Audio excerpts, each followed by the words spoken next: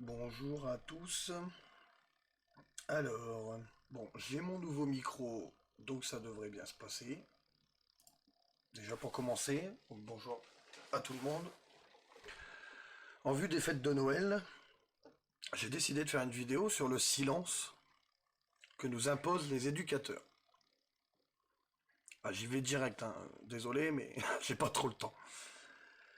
Donc je voulais en tout cas montrer une des vidéos d'une personne à qui j'ai pu parler, où j'ai déjà parlé, je crois, une fois. Madame Manoli, je ne sais plus trop son nom. C'est Madame Manoli, mais je ne sais plus comment. C'est une dame qui se bat depuis, ça fait bien 5 6 ans, si c'est pas plus. Parce que elle a été maltraitée, on a confié ses enfants à une personne qui était apparemment pas le père, que cette personne était violente, et la justice a fait n'importe quoi pour pas changer. Donc j'espère que le son sera extrêmement meilleur que d'habitude. D'ailleurs, vous risquez d'entendre quelques bruits, puisque autour de chez moi, il y a quand même ma fille qui est un petit peu malade, donc la dernière, qui est en train de dormir, mais on sait jamais si elle se réveille entre deux, et ma compagne. Alors donc, je vais vous montrer, c'est une vidéo de cette dame, de Madame Manoli, qui a fait quelque chose que j'aurais pu faire moi-même, même si j'y ai pas pensé et que j'ai peut-être pas osé faire non plus, mais elle a quand même été en garde à vue et arrêtée par la police. Elle s'est retrouvée dans un tribunal pour une toute manifestation pour parler du féminicide parce qu'elle a été violentée par un homme et qu'on lui a retiré ses enfants. Donc ça c'est la justice. Donc pour montrer à la justice que certaines personnes sont en colère et sont capables de faire beaucoup de choses, je vous laisse écouter ce petit morceau de vidéo de 36 secondes. Alors, on est parti.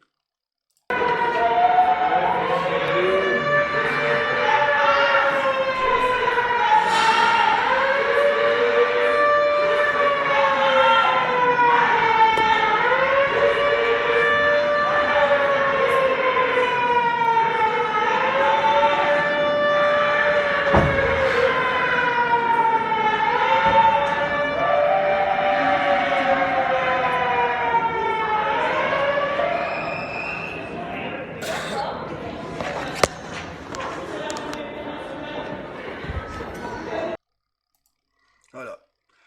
Moi je dis bravo. Bravo parce qu'il faut avoir les couilles pour faire ça. Et franchement, là, c'est énorme. C'est énorme parce que,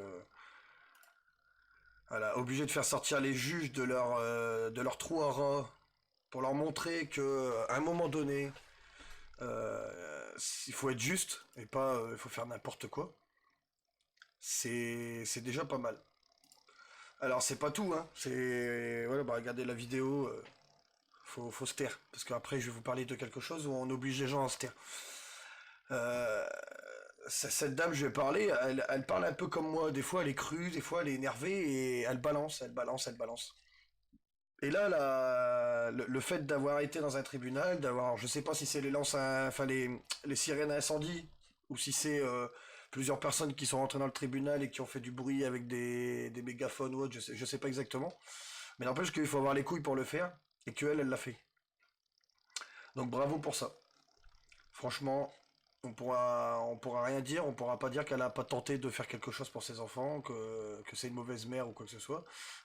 Moi, ce que j'en ai entendu, le mec était violent, il a demandé à un juge pour avoir la garde et des papiers. Donc apparemment, c'était pour avoir des papiers. Les enfants ont été confiés. Par la suite, ils ont été donnés à l'ASE. Le mec, il a eu ses papiers, d'après ce que j'ai compris. Et puis cette dame, elle se retrouve avec plus rien. Donc vous la connaissez sûrement. Vous avez, si vous êtes du genre à regarder sur YouTube ou autre, comment dire, des vidéos sur les enfants placés autres que les miennes, ou que vous voulez des renseignements et que vous allez chercher et que vous êtes tombé dessus. Je suis sûr que vous êtes tombé au moins une fois dessus parce que cette dame a fait des vidéos, je vous dis, il y a déjà 6 ans, 5 6 ans déjà. Et, et elle en a fait régulièrement, il y a des gens qui en parlaient, elle a été dans, je pense, des associations aussi, parce que je crois avoir vu des vidéos d'associations. Donc j'ai essayé de faire des recherches, j'ai pas retrouvé la vidéo que j'avais vue au tout début. C'est la première fois que la première vidéo que j'ai vue, c'était cette dame qui faisait une espèce de grève de la faim ou quelque chose comme ça. Donc voilà.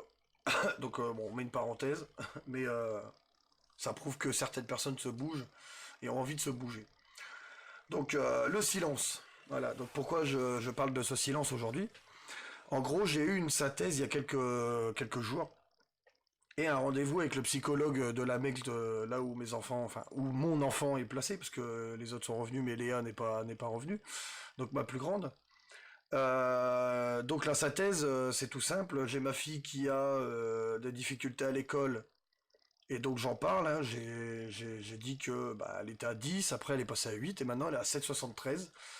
Donc 7,73 de moyenne générale sur même pas la fin d'un trimestre, c'est chaud. Cette année elle est en quatrième. Donc il va falloir qu'on trouve des solutions que les éducateurs ne veulent pas trouver, parce que pour eux il faut continuer sur la même ligne.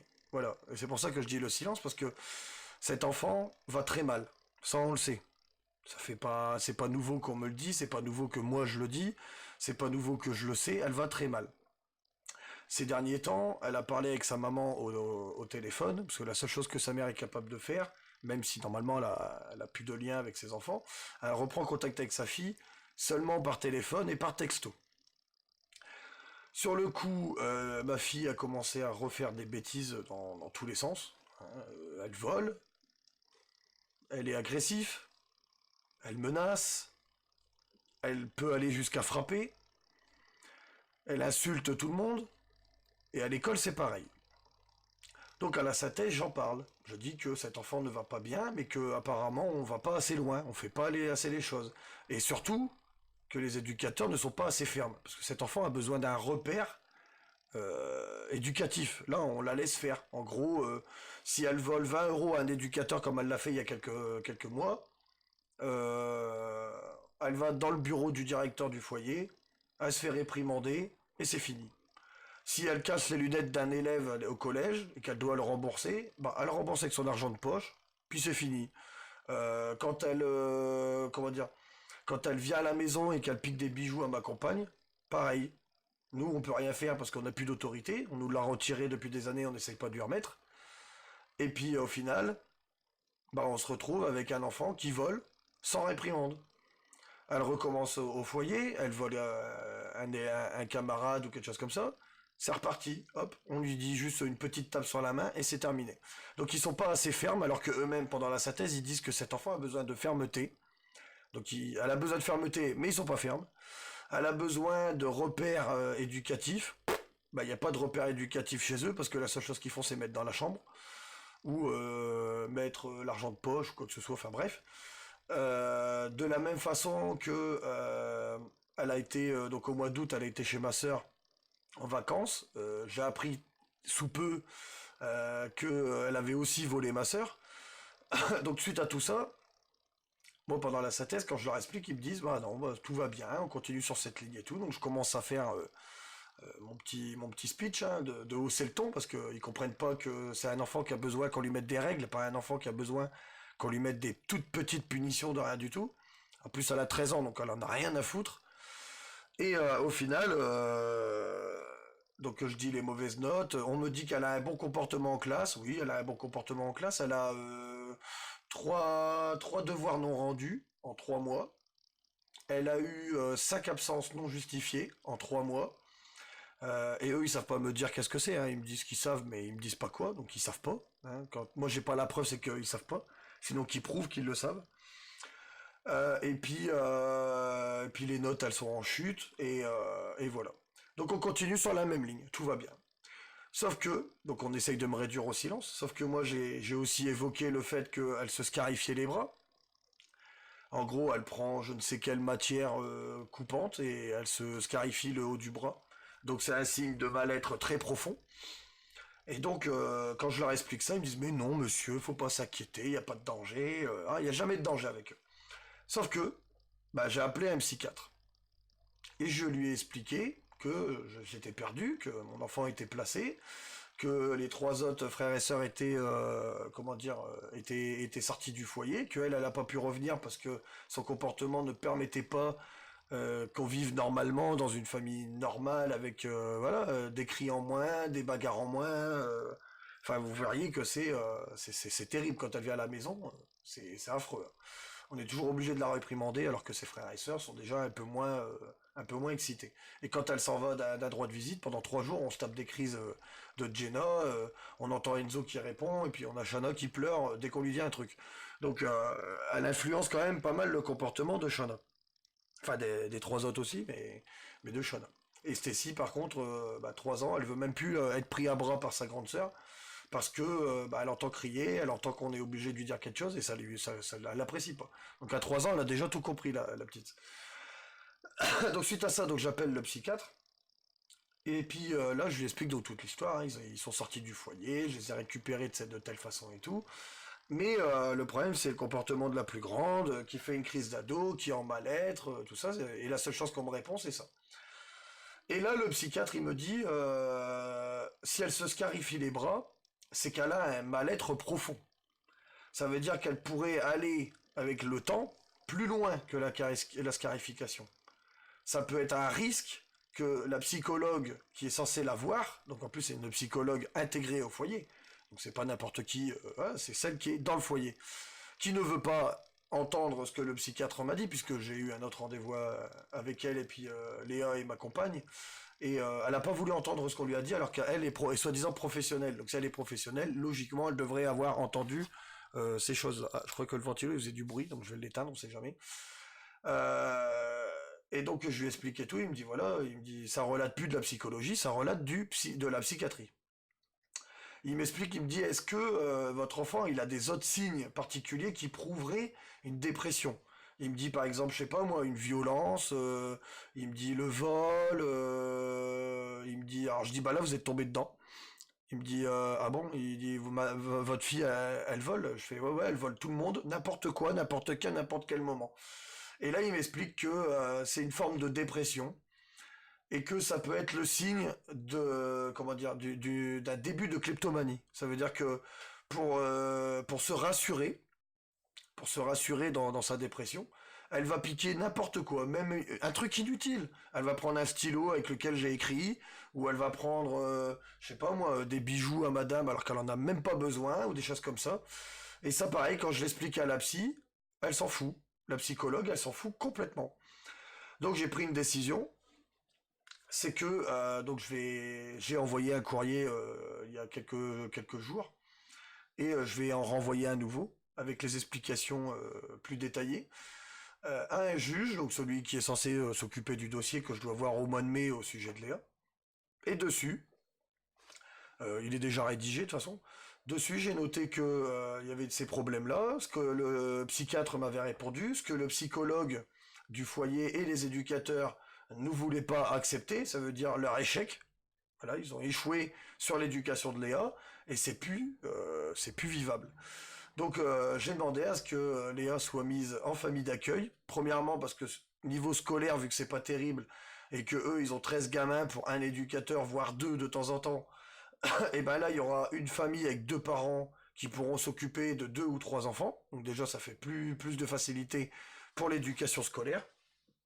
Pour l'éducation normale, habituelle, bah pareil, elle va revoir un lien comme si elle vivait dans une famille. Moi, elle saura que une famille, ça doit se comporter comme ça doit être comme ça, etc. Au foyer, il n'y a plus de famille. Au foyer, c'est des éducateurs, 13 gamins qui courent dans tous les sens, que l'éducateur doit arriver à gérer, mais c'est toujours un peu brelant, hein. Dès qu'il y en a un qui pleure, c'est l'autre qui va reprendre la connerie derrière. Donc voilà, donc c'est un enfant qui a besoin de repères, et ben on va lui donner des repères dans une vraie famille, avec une vraie éducation scolaire, une vraie éducation normale.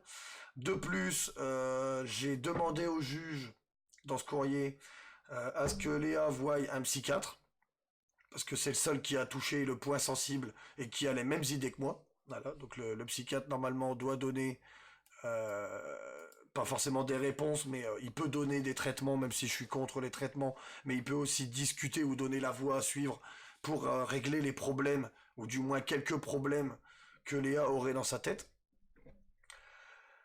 Pour continuer, pour continuer là-dessus, les éducateurs étaient pas d'accord avec moi. Donc moi j'aurais dit, hein, j'aurais dit direct, ils sont pas d'accord avec moi. J'ai demandé par mail un rendez-vous avec le directeur du foyer parce que c'était pas normal que ça se passe que comme ça et qu'on n'aille pas plus loin. Et puis on essaye de me réduire au silence. Ça veut dire que quand je demande à un psychiatre, que je leur dis il faut qu'elle voie un psychiatre, oh bah non, c'est pas nécessaire. Ah bon, c'est pas nécessaire, c'est pas vous qui décidez, vous n'êtes pas professionnel de santé, vous êtes professionnel de l'éducation des enfants. Et même ça, vous y arrivez pas. Quand je leur dis que Léa a besoin de fermeté, ils me disent ah bah non, c'est pas comme ça que ça se passe. Je dis bah c'est vous qui me parlez de fermeté depuis 2 ans et vous n'êtes pas capable de le faire. Donc ça fait 2 ans qu'ils me disent que Léa a besoin de fermeté, mais ils sont pas fermes. Ça fait 2 ans qu'ils me parlent que Léa a des problèmes scolaires, mais à part aller à l'école, expliquer à Léa que c'est pas bien de foutre le bordel en classe, et puis de rentrer, que dalle, ils font rien de plus. Donc c'est bien de parler, comme je dis, c'est bien de parler, mais des fois il faut agir. Des fois, moi je dis, tu voles, et ben tu vas aller ramasser, c'est inutile, ça sert complètement à rien, mais tu vas aller ramasser les feuilles là, dehors, une par une à la main, tu vas remplir un sac poubelle. Voilà, bah c'est tout. Ça c'est une punition qui va faire chier, parce qu'elle s'en fout d'avoir un téléphone, elle en avait pas avant. Elle s'en fout d'avoir de l'argent de poche, elle en avait pas avant. Elle s'en fout d'être 5 minutes dans sa chambre. Ça lui fait rien.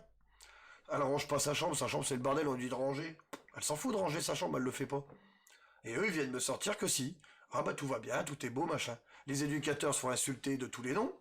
À l'école, elle prend même son téléphone portable au collège alors que c'est interdit. Elle prend des vidéos pendant le cours, elle les envoie à quelqu'un qui se fait passer pour un inconnu, parce que j'ai dû me faire passer pour un inconnu. Et en disant que elle était en cours de technologie, que c'était pas un cours normal, qu'elle s'amusait bien. En plus, elle dit à cette personne qu'elle n'est pas censée connaître, puisqu'elle savait pas que c'était moi, qu'elle avait fait plusieurs tentatives de suicide, etc., etc., etc. Alors que c'est complètement faux. Donc il y a vraiment un mal-être, mais ce mal-être-là, ils l'ont pas en conscience. Donc bah, moi, je prends les mesures qu'il faut. À ce niveau-là, on verra bien ce que ça donne. Normalement, j'ai rendez-vous au mois de mai, mais je préfère que le juge soit au courant. Dernier sujet. Je sais pas combien de temps la vidéo va durer, mais je sais pas si on a été vite ou pas. Dernier sujet. Alors, c'est sur l'AEMO. Donc la mesure éducative a été ouverte. Je crois en septembre. Je sais plus si j'en avais parlé avant, mais c'est pas grave. Et donc il y a l'éducateur qui est venu chez moi. Il a manqué de respect à mes enfants. J'ai tout fait pour qu'il se barre pour le rencontrer après. Et puis mettre les choses au clair avec lui. Sa collègue devait venir à la maison la semaine d'après. Elle n'est pas venue. Elle a repris 2 rendez-vous auxquels elle n'est pas venue. Elle a repris un rendez-vous et elle a remis un autre rendez-vous derrière qui devait être déjà mercredi dernier. On est le 29, donc elle devait venir mercredi 27 ou 26, je sais plus. Pareil, elle n'est pas venue. À chaque rendez-vous, elle a annulé. Donc je sais quel jeu elle joue. Ce qu'elle veut faire en fait, et si ça vous arrive à vous, prenez les devants. Ce qu'elle veut faire, c'est dire bah, je fais mon travail, je prends des rendez-vous, machin. Je ne viens pas parce que je suis débordé de travail, je remplace mes collègues ou je ne sais quelle connerie encore. Et au final, ce qui va se passer, c'est que, arrivé au bout des 9 mois d'intervention, elle va être obligée de faire un rapport. Et au bout de ces 9 mois-là, elle sera venue peut-être une fois ou deux. Et si elle n'a rien constaté, eh ben, elle va rien dire au juge. Elle va juste dire, nous, on n'a pas pu travailler avec monsieur, avec les enfants, on les a pas vus beaucoup, machin, on n'a pas eu le temps, ou je ne sais quelle connerie qu'elle va inventer au juge. Et elle va demander un renouvellement de 12 mois. Ah bon? Bon, ben, ça se passera pas comme ça. Parce que premièrement, j'en ai parlé à un avocat. L'avocat m'a dit, on peut toujours essayer de détourner la chose à notre avantage. Deuxièmement, si elle vient pas faire ses interventions, c'est qu'elle estime qu'il n'y a pas besoin d'une intervention, donc que mes enfants ne sont pas en danger. Parce que si elle pense que mes enfants sont en danger, elle viendrait plus souvent. Ou elle enverrait un collègue à elle. Regardez, là par exemple il y a du bruit parce que madame s'approche du micro et fait du bruit. Hein? Donc voilà, donc en l'occurrence, bah, je vais me défendre dès tout de suite, sachant que dans 7 mois, elle est obligée de donner son rapport, et que dans 7 mois, je suis pas d'accord qu'elle renouvelle d'1 an. Donc déjà, ça c'est pas normal non plus. Donc si ça vous arrive, hein, allez voir un avocat, demandez ce que vous pouvez faire, envoyez un courrier au juge. Hein, au pire, vous faites la pleurnicharde ou pleurnichard. Ouais, je travaille pas à cause de ça, parce que vous êtes toujours derrière mon cul en train de le lécher.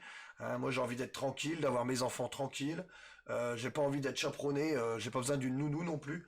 Donc, soit vous faites votre travail et vous le faites correctement, soit ben, restez chez vous et puis allez vous occuper d'autres enfants. Dernier sujet que je vais aborder, c'est aussi parce que j'ai vu beaucoup de messages sur Facebook d'autres personnes, de machin. Donc les journalistes en ce moment parlent de féminicide. Alors oui, ok, il y a beaucoup de femmes qui se font violenter, qui en meurent. Sauf qu'il y a un petit problème. On parle que de femmes violentées et qui meurent de violences conjugales. En tout, je crois, de janvier à aujourd'hui, on a eu 138. Donc c'est déjà beaucoup, mais voilà. Mais personne ne parle des plus de 16 000 enfants qui sont morts de coups de violences parentales. Ça, personne n'en parle. Et pareil, on réduit les enfants au silence, les éducateurs au silence, les parents suivis par des éducateurs au silence.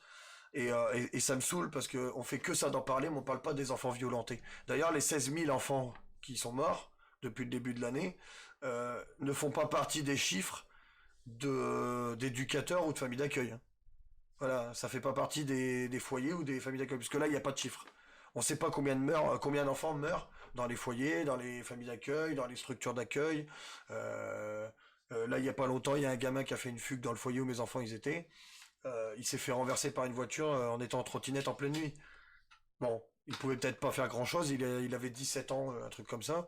Euh, il a fugué, bon, il a fugué, après je sais pas, hein, il a eu des problèmes avec sa famille, mais n'empêche que là, on fait pas de chiffres. Il était placé, s'il a fugué, c'est qu'il y avait une raison. Ça, on le dit pas. Voilà, donc ça c'est pareil, c'est un autre problème qu'il faut que beaucoup de choses changent. Moi, de mon côté, j'ai mon gamin qui a un petit 12 de moyenne, donc c'est déjà pas mal pour un gamin qui est soi-disant en SECPA, qui doit y aller en SECPA, voilà. J'ai Jenna qui faisait des crises, qui en fait beaucoup moins qu'avant, même si c'est pas tous les jours facile, on gère. Et pour donner des nouvelles de Shona, ça se passe bien, rien à dire à l'école, rien à dire sur son comportement. C'est une fille qui est calme, qui bouge pas de trop, qui voilà. Elle fait ses choses dans son coin. Léa, bon, on en a parlé.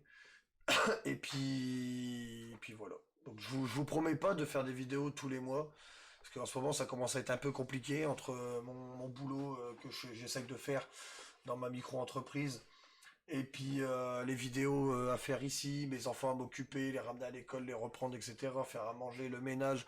Enfin, je pense que vous comprendrez que... Pourquoi tu fais ça? Ah oui, il y a la voiture à madame aussi qui est cassée. Donc c'est pareil, ça c'est galère. Là, il y a Noël qui approche en plus, donc ça va être très... Enfin, tout ça accumulé, je suis assez fatigué. Ça s'entend même peut-être à ma voix, parce qu'elle doit être un peu cassée. Mais j'oublie pas, hein, dès que j'ai un sujet, dès que j'ai quelque chose à dire, dès que j'ai des témoignages à faire. D'ailleurs, je lance un message, s'il y en a qui sont encore là. Je cherche des personnes qui pourraient, enfin qui voudraient expliquer leur histoire. Alors ça reste anonyme, je donnerai pas de nom, je donnerai pas d'adresse. C'est la personne qui parlera, bien sûr. Et donc j'ai soit Discord, je peux installer Skype, au pire c'est un peu nul Skype, mais bon, pourquoi pas. Je peux faire plein de choses comme ça. Et j'aimerais interviewer des parents qui aimeraient donner leur histoire, leur version de l'histoire, les enregistrer, les diffuser sur YouTube, histoire de faire parler aussi vous, parce que moi je parle au nom de tout le monde, au nom de mes enfants, mais aussi au nom d'autres parents. Mais il y a peut-être d'autres situations, d'autres problèmes, d'autres choses qui sont arrivées à d'autres parents que je n'ai pas évoquées et qui seraient bien d'évoquer. Voilà. Donc si quelqu'un est intéressé, n'hésite pas à laisser un commentaire ou à me joindre sur Facebook sur la petite touche à gauche ou à droite, là, je sais plus, normalement c'est à droite.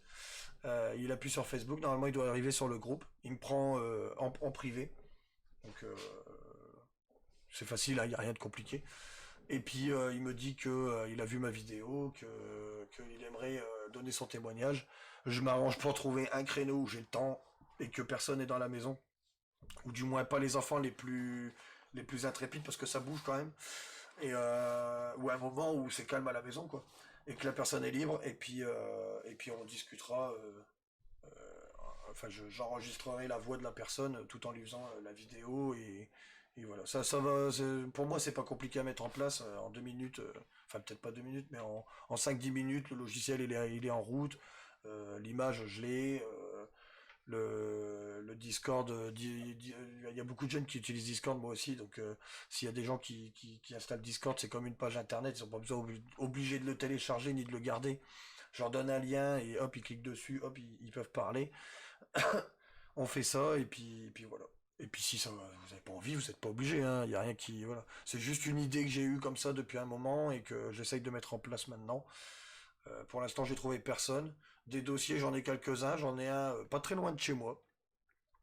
Une amie à ma compagne. Euh, et on verra bien ce qui se passe. Hein. Moi, je fais que pas. Enfin, je donne des conseils, je fais pour vous. J'essaye d'avoir des histoires, histoire que vous connaissiez un peu le sujet. Si la personne elle a récupéré ses enfants et qu'elle veut en parler, elle peut le faire aussi. Comme ça peut vous donner aussi des idées de comment récupérer vos enfants. Des fois, il faut se taire sur certaines choses. Je l'ai fait pendant 2 ans, quand ils ont été placés dans leur foyer. Et ça a marché, parce que je les ai récupérés. Mais il y a une limite au fait qu'on se taise. Je veux bien me taire sur des sujets, par exemple, voilà, mon enfant il fait une bêtise, il faut le punir comme ça, ou on va essayer de lui faire du sport, ou des... Mais là, non, non, avec Léa, la façon dont elle se comporte, elle fait, elle parle, c'est plus possible. Ils peuvent pas continuer dans cette lignée-là, c'est pas possible. Donc voilà, des sujets comme ça, quelle punition vous vous mettiez, quelques accusations vous aviez, pourquoi votre avis ont été placés, si voilà, depuis combien de temps ils y sont, enfin voilà, tous les sujets, bah, comment vous avez fait pour les sortir, combien de temps ça a duré, des choses comme ça. Après, vous avez un moment à vous, hein, vous parlez de ce que vous voulez, vous faites la vidéo vous-même, si vous voulez, il n'y a pas de souci. Tout le monde est, je peux prendre tout le monde tant que ça reste poli, courtois, qu'il n'y a que des explications et que voilà, que c'est compréhensible et qu'il n'y a pas de souci. Donc je vais vous laisser là. Je vous souhaite bon courage. J'espère que beaucoup d'entre vous verront au moins leurs enfants à Noël et que les enfants seront contents d'avoir leurs cadeaux. Et je vous dis à une prochaine fois, peut-être le mois prochain, peut-être pas. Dès que j'ai quelque chose, un sujet, un truc à parler, une vidéo que j'ai vue, une personne, voilà, je me lance dans le truc et j'envoie. Voilà. Allez, bon courage à vous et à la prochaine.